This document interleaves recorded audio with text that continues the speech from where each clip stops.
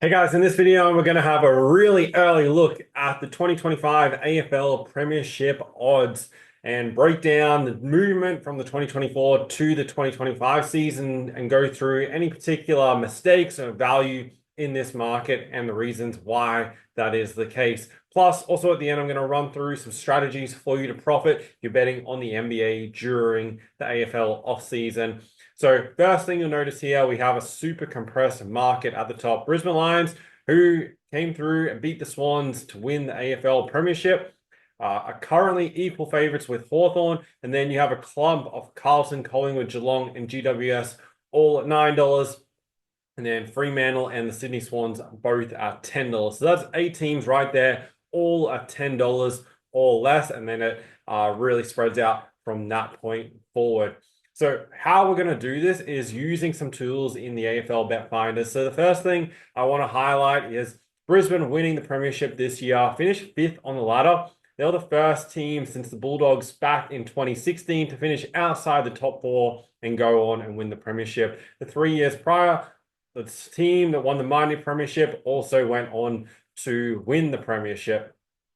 Brisbane also had the worst season win percentage of any of the sides going back to 2012, who've gone on to win, just winning 61% of their games. They are the 5th ranked attacking side in points scored. Generally, you really have to be the top 6 side, especially in the past 6-7 years. Richmond and Western Bulldogs were 2 sides that were out of that, but were ranked top 3 defensively. And then defensively, only 1 side over the past 10 years here has been West Coast to finish outside the top 4 defensively to go on and win the Premiership. So that's one thing that you can pay attention to throughout the season. And then so if we bring up the Premiership odds for the current season. So over on the right-hand side here, we've got the current markets that's brought over from the odds on sports bets. As you see, Brisbane Hawthorn equal at $8. Coming back over to last season, Collingwood started the year Premiership favourites to go back-to-back. They were $5. Obviously, it missed the top 8, which they're paying $1.14 to make the top 8 last season, but weren't able to do so, finishing in 9th position on the ladder. Interestingly, the top 3 teams that were favoured last year, all 3 of them went under their season wins total. Collingwood with 12 wins under the 15.5. Brisbane had 14 wins to go under, and then Carlton 13 wins going under the 14.5. You can also throw Melbourne into that category as well. Then the 11 wins are expected to win 14.5 games, ended up finishing 14th on the ladder.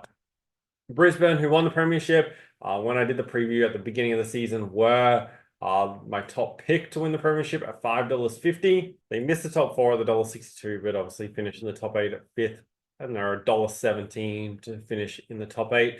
The sides finish in the top 4. GWS paid $2.25 at the start of the season. Sydney and Port were both $3, and Geelong were $4.50. The Swans, who won the minor Premiership, were $13 to do that at the start of the season. So they were on the 6th line of betting for the minor Premiership odds.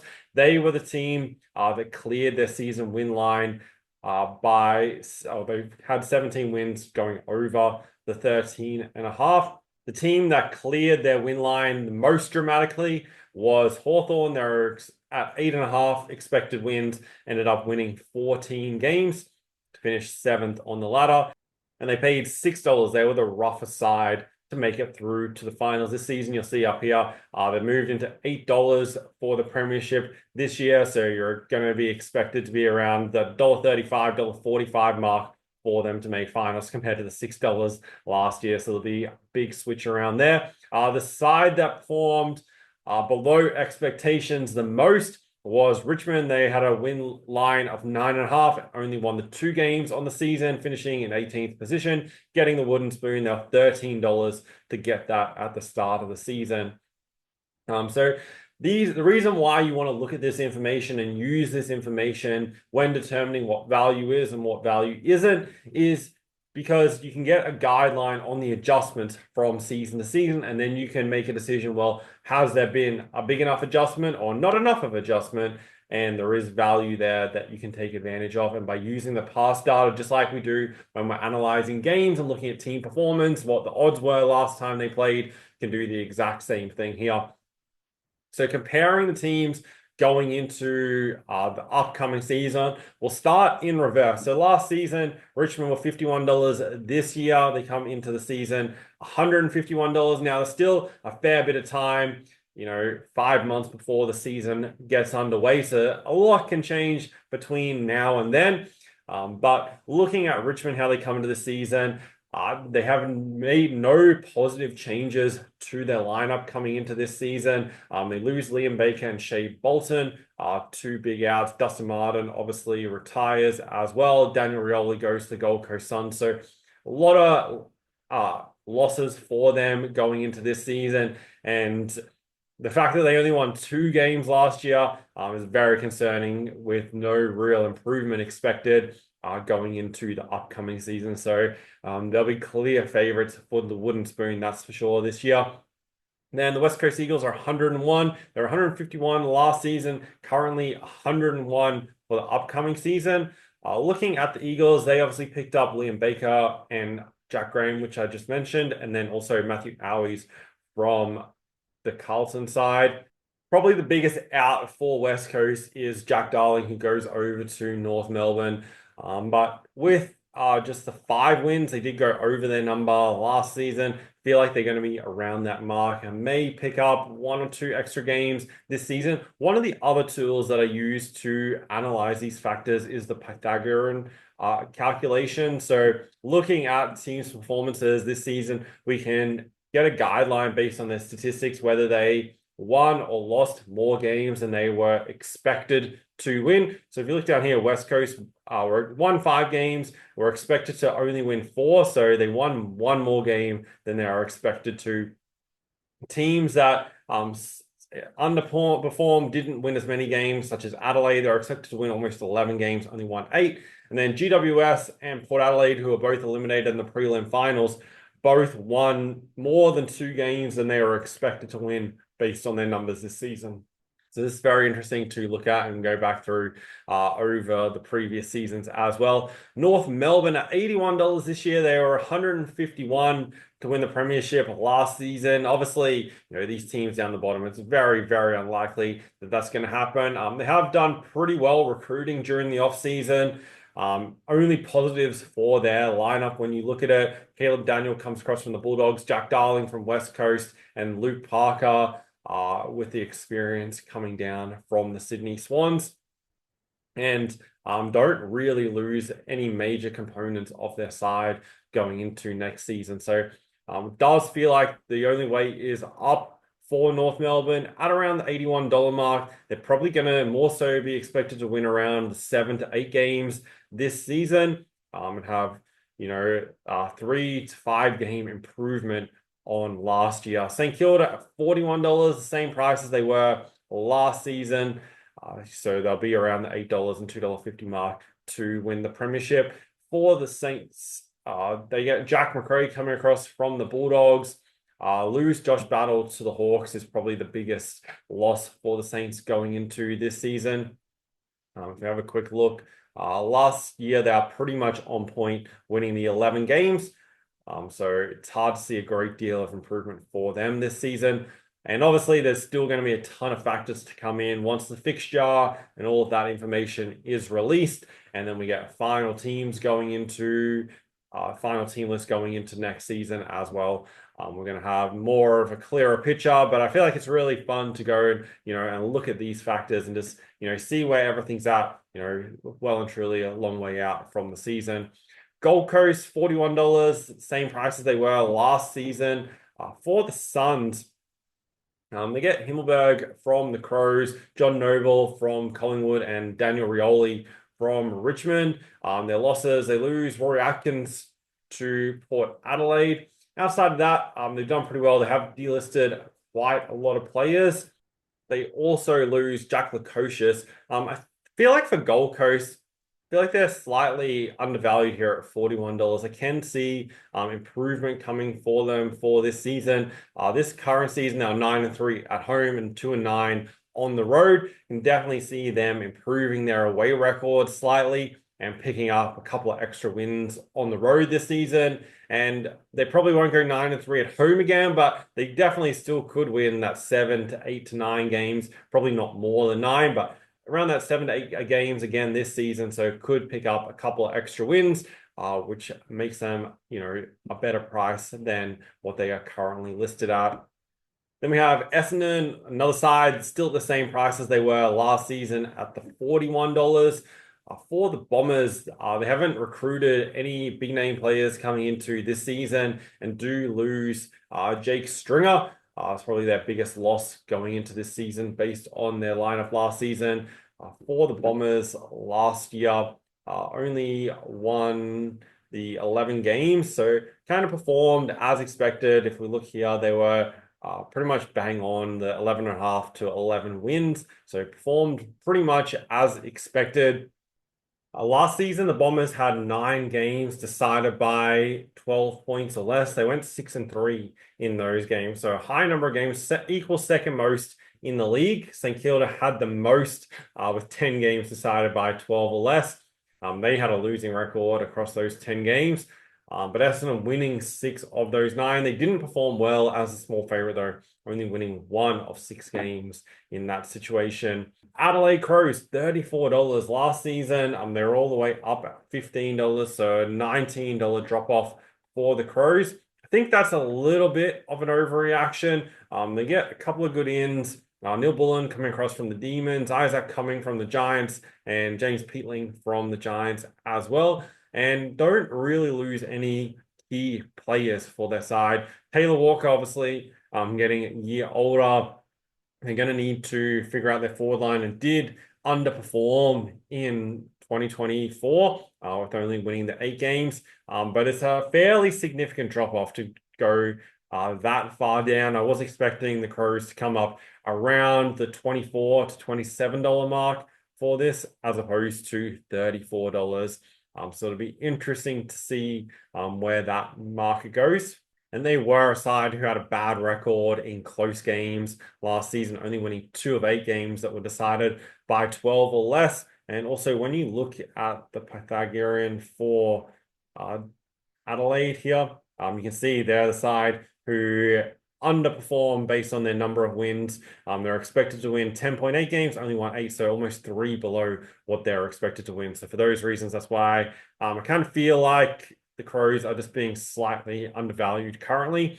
Melbourne at $26. They were $10 last season, only winning the 11 games, finishing 14th on the ladder. For the Demons, they obviously lose Neil Bullen, who's probably their biggest loss. Ben Brown retires. Lockie Hunter retires as well. They haven't recruited anything major. They did have key players in Christian Petrarca and Clayton Oliver missed a large part of last year. So if they are fit and do play a whole season, the Melbourne are definitely better than a $26 chance, but there is major question marks around them. Port Adelaide are $15, and they are the roughest of the sides to make it in the top 4 last season, and also after finishing second on the ladder and make it through to a prelim final. They're $12 at the beginning of last year, so $3 longer this time around. For Port Adelaide, they had 8 games last season decided by 12 points or less, and they won 7 of those. So very, very good in those close games. They get Rory Atkins from Gold Coast and Jack Lukosius from the Gold Coast Suns. They're probably 2 biggest gains. And then lose Charlie Dixon, who retires, and Dan Houston goes over to Collingwood, the couple of players that they lose. So not a great deal of changes. I do agree with this slight shift for Port Adelaide. Can't see like a stack of upside with them. And generally when teams overperform and have a really good record in close games, it's difficult to maintain that going into the following season. And as we mentioned, they were one of the sides that won more games than they probably should have in winning 16 last season. So I can see them dropping down slightly at $15. That puts them about $1.80 for a top 8 chance. So probably slight value there. I can see them in that range of 5th to 9th to 10th position this season. Western Bulldogs at $13. They move up from 26. They've halved in price since last season. Looking at the Bulldogs, they get Matthew Kennedy in from Carlton. This season, lose Jack McRae, who wasn't really getting much game time for them and playing a lot as a sub last season. Caleb Daniel goes over to the Kangaroos and Bailey Smith to Geelong. For the Bulldogs, they have a really good side on paper, pretty much across the board. Definitely overperformed last season, winning 14 games and exceeding their 11 and a half season win total. I do agree with them moving shorter. I feel like it's a pretty big jump to go from 26 to 13. Probably would have more so had them around the 15 to 16 mark personally.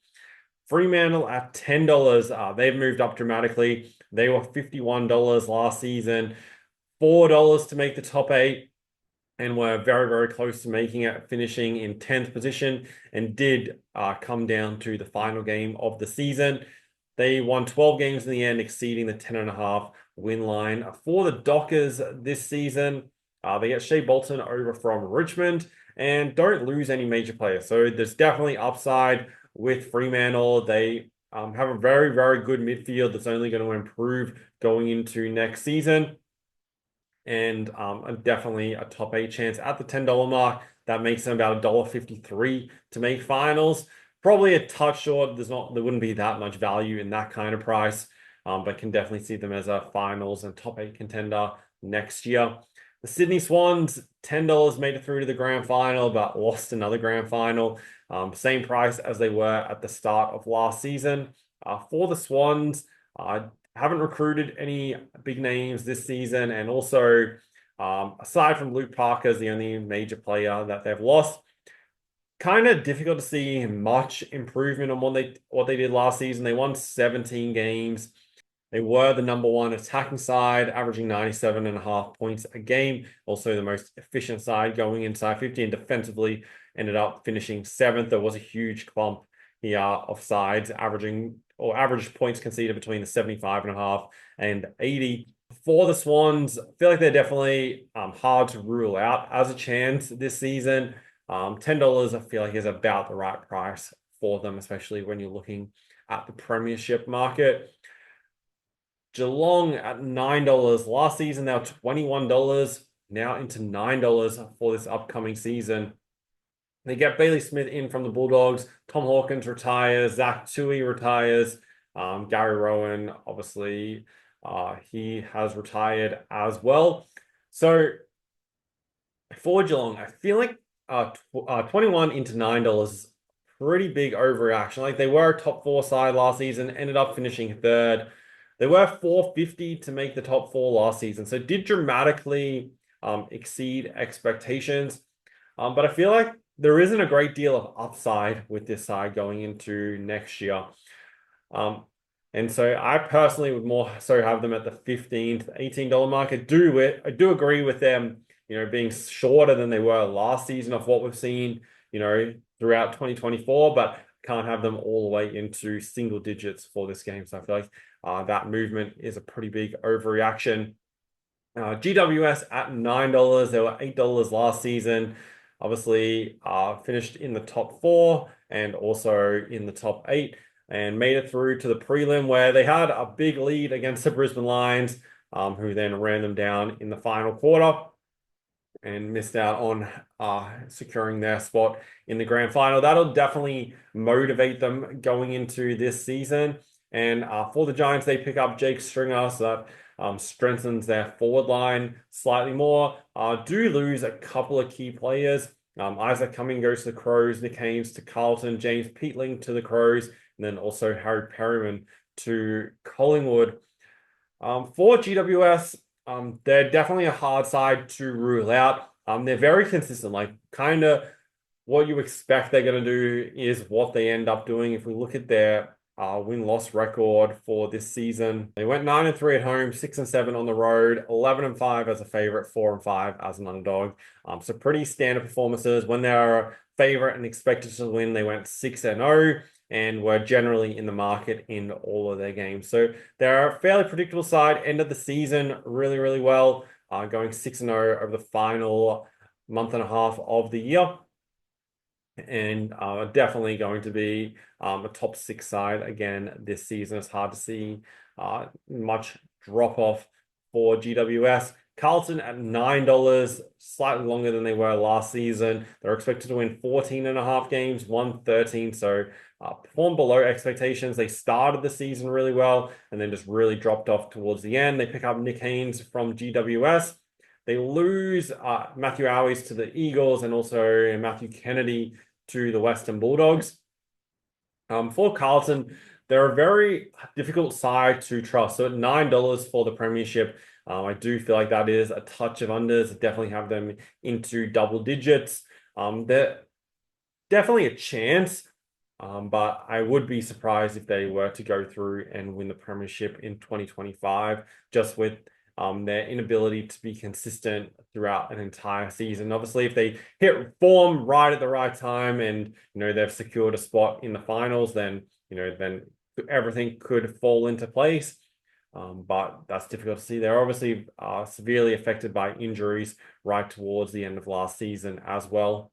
Then we have Collingwood, who are $5 favorites last season and currently $9 for the 2025 Premiership. They pick up Dan Houston from Port Adelaide and Harry Perriman from GWS. And the main loss they have is John Noble going to the Gold Coast Suns. For Collingwood, we've spoken about how they have a very, very good record in close games. That was the same again last season. They had 9 games decided by 12 or less, won 6 of those. And they still underperformed, only winning the 12 games overall in the season when they're expected to win 15 and a half. Definitely think they're too short at $9 for the Premiership. They're a side that I'd probably more so have them down below. Well, obviously we have to go below Fremantle to get them over the $10 mark. There's really not a great deal between a lot of these sides market-wise, but definitely see Collingwood being well and truly into double digits for the Premiership next season. I don't think they've been pushed out far enough. It's very difficult to continue winning games year after year by those close margins. Then we have Hawthorn. They were $67 to win the Premiership last season. Now $6 to make top 8 and did get in there in 7th place after a slow start to the season. They've moved all the way up from 67 to $8 for the Premiership this year. And even as a Hawthorn fan, I was definitely surprised to see that. I was expecting them to go up around the $14, $15 mark, and was probably going to look at backing them if that was the odds. That did go up at $8. I do think it is a little bit short. Take nothing away, like they were one of the best after they had that slow start to the season. I'm pretty sure they had the best win-loss record after round 5.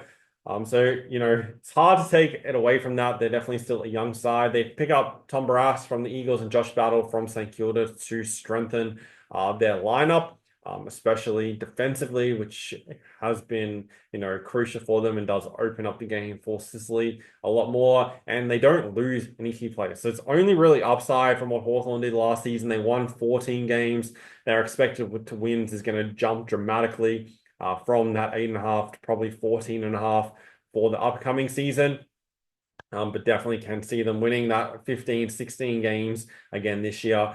They weren't really involved in that many close games. I think the total was 7, and they only won 3 of those 7 games. So there's still a bit of upside with them from that perspective as well.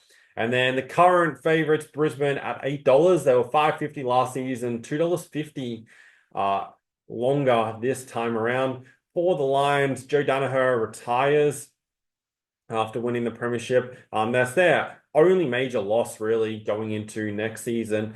So I am slightly surprised they're at $8. I'd have them a touch shorter. I'm also the $6.57 mark for Brisbane. So I think there's a little bit of value there. Currently looking at it, personally, I'm not doing any betting until the fixture is out because that's the one thing that really you can dive in. And when it comes to analyzing this, the tools that I use to do this is looking at what the odds were last season and determining whether I think there's been too much or not enough of an adjustment. Then looking at the Pythagorean, did they overperform or underperform last season? Looking at their close games record, I'll do a separate video going through close games because that's really, really interesting to look at. And then, of course, the fixture and the strength of their fixture.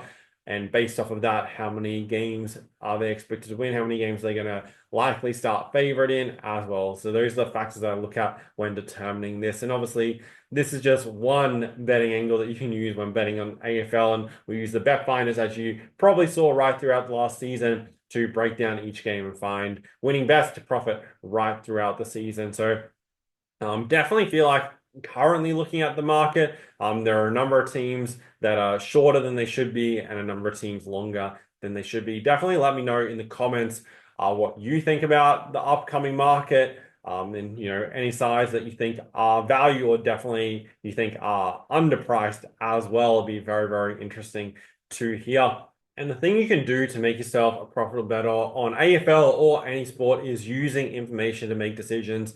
One thing I see a lot, just talking to people and seeing what on social media and listening to stuff, a lot of people are just betting based on their instincts about teams and about performances, and it's very, very hard to be profitable. Like, yeah, you can have a good weekend by doing that, but to have profitable season after season, doing that is going to be very, very difficult. And it's not going to happen pretty much for 99.9% of people. But when you're using information to make those decisions, then you can actually be profitable. So that's why, back in 2014, I spent a lot of money and a lot of time building out databases of statistics and things that I can use to analyze games.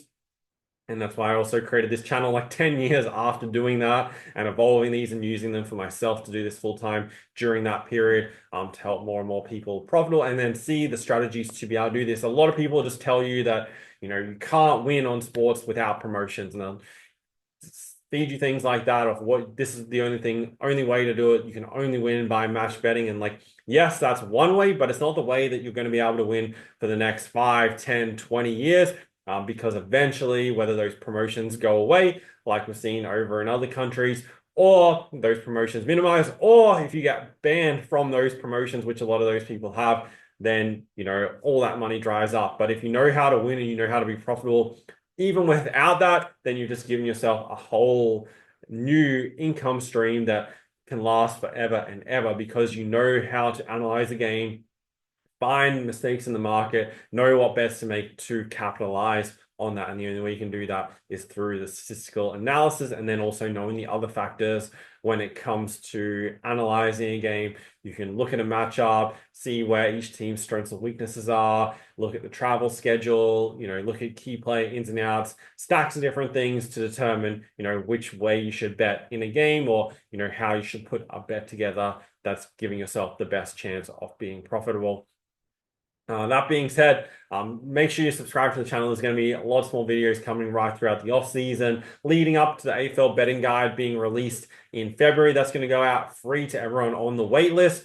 So make sure you've joined the wait list. The link to that is in the description. The other thing I'll quickly touch on, because on Wednesday, the NBA season gets underway. So every single day, there's stacks of NBA games being played. The same things that you've seen me do with the AFL is exactly what I do for the NBA. And with so many games on every single day, like generally there's 6 to 10 games being played each day. So there's lots of different ways you can go with your bets, and being able to efficiently do that research, break down games, and then decide which way to bet is really, really important. So we use the Bet.Finders to do that, which you can see here with the projections, the offensive and defensive stats. And then the other main thing you bet on with the NBA is the player props. So looking at points, rebounds, assists, three-pointers, and using data, team performance, defensive numbers to determine, which bets to make. And if you want videos on this in depth, I'll put a link to that in the description and breaking it down how we do it. I've made the NBA season pass available for the whole season, where you get access to all the NBA bet finders plus all my bets every single day. The season pass is normally $799. It breaks down to about $4.50 a day right throughout the season to get access to absolutely everything.